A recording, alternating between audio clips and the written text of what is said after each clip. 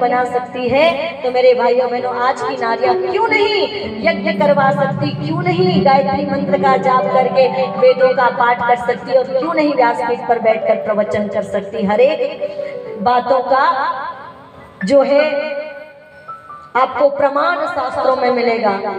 ऋग्वेद और ऋग्वेद का 10वां मंडल, आप जाइए ऋग्वेद के 10वें मंडल के 49, 50, 100, 108, 95, 99 इन सभी सूक्तों को लिखने वाली ऋषिका महिला है। सूर्या, सावित्री, लोपामुद्रा, गार्गी, भारती, अनेकों स्त्रियां हैं जिन्होंने वेदों को लिखा है, अनेकों स्त्रियां हैं जो वेदों में पारंगत थी, अनेकों स्त्रियां हैं जिन्होंने यज्ञोपवीत धारण करके यज्ञ किया है, कराया है।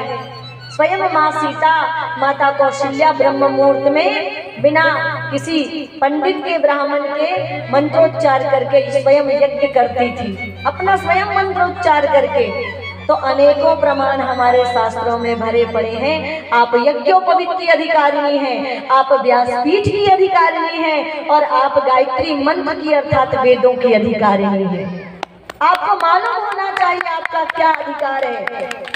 कि किसी ने कहा और हमने चुपके से मान लिया, किसी ने कह दिया भैया तुम्हारा कान तो कौवा लेके चला गया। अरे भैया पहले कान तो देख लो, बाद में कौवे के पीछे भागना।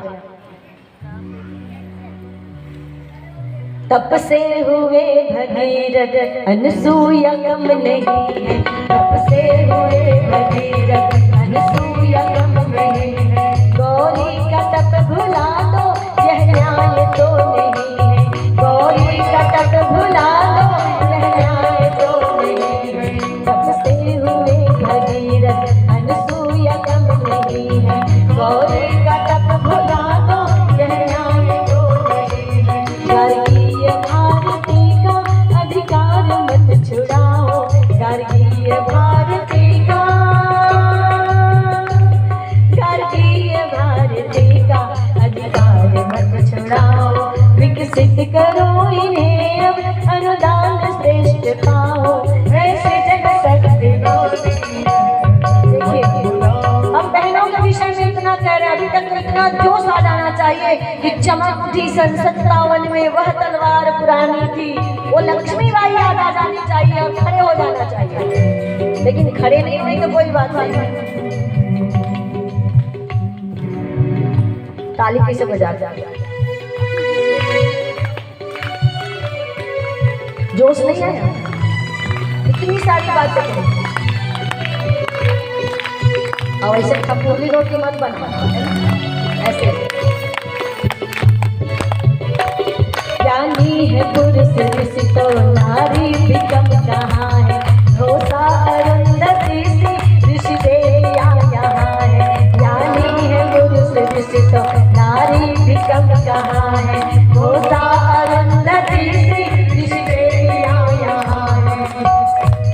गार्गीय भारती का, गार्गीय भारती का अधिकार मत छुड़ाओ, गार्गीय भारती का अधिकार मत छुड़ाओ। विकसित करो इन्हें अब अनुदान श्रेष्ठ पाओ, ऐसे जन से दोनों हाथ डाले, ऐसे जन सकते नारी जगत मत भुलाओ, ऐसे जन सकते नारी और क्या कहते हैं, देवियाँ देश की जाग जाए अगर, देवियाँ देश की जाग जाए अगर, युग स्वयं ही बदलता चला जाएगा, युग स्वयं ही बदलता चला जाएगा।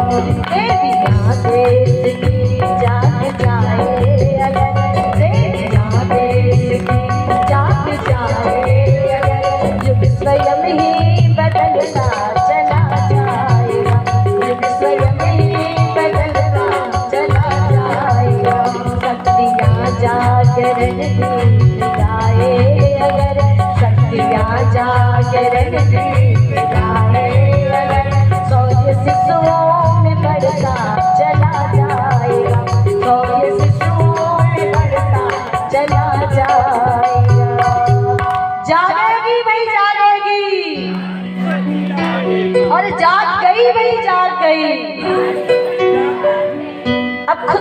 सुरुचि बनाना है या खुद को सुनीति बनाना है? उत्तर चाहूंगी, सुनीति बनना है कि सुरुचि? सुनीति, कि जब माताएं वैदिक रीति नीति के हिसाब से आचरण करते हुए जीवन जिएंगी तो माता परिवार की धुरी होती है, एक स्त्री परिवार की धुरी होती है, एक स्त्री समाज की धुरी होती है। जब घर की माँ संस्कारवान हो जाएगी, जब घर की माँ वैदिक रीति नीति के साथ जीवन जिएंगी, घर में सुबह आरती पूजा के साथ अच्छे संस्कारों के साथ, तो घर के पुरुष, घर के बच्चे भी उन्हीं संस्कार में ढलेंगे। आप अपने परिवार को कैसा रूप दे सकती हैं वो आपके स्वयं के ऊपर निर्भर करता है। आप चाहे तो अपने बच्चे को भगवान बना सकती हैं, आप चाहे तो अपने भटके पति को मतवाले तुलसीदास से, राम बोला से गोस्वामी तुलसीदास बना सकती हैं। ये क्षमता किस आप सब के अंदर है, एक एक बहनों के अंदर है। बेटा गुटखा खा रहा है, पड़ोसी ने आके बता दिया, माँ ने कुछ नहीं कहा। बेटा सिगरेट पीते पकड़ा हो गया और समझा रही है पापा को पता ना चले। अच्छा, ऐसी बात शत्रु है।